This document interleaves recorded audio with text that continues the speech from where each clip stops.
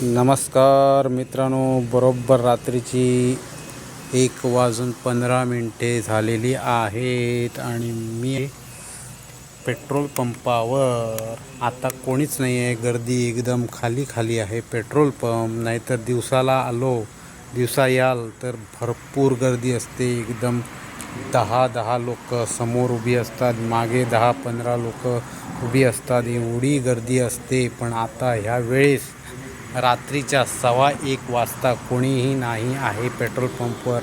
आणि कमालीची गोष्ट म्हणजे पेट्रोल भरायला पण कोणीच नाही आहे. हे बघा, खाली आहे एकदम.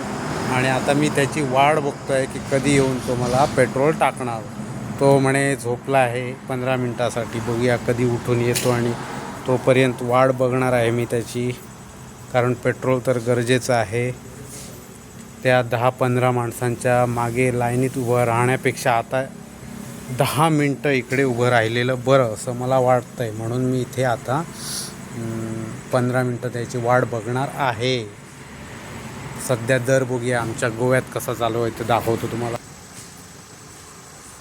बघितलात सध्याचा दर, गोव्यातील सध्याचा पेट्रोलचा दर. बघूया, तो माणूस काय अजून आलेला नाही आहे.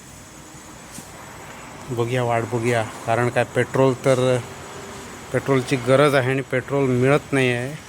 मला वाटतं आमच्या बॉर्डरवरती, महाराष्ट्र बॉर्डर जिथे आहे तिथल्या पेट्रोल पंपवरती पेट्रोल सध्याच्या वेळेस मिळत नाही आहे. ती लोक कसं 2-2 लिटर देतात, जास्त देत नाही.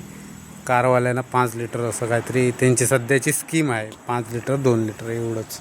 Thank you very much. येतोय पेट्रोलवाला, बघूया. Thank you very much.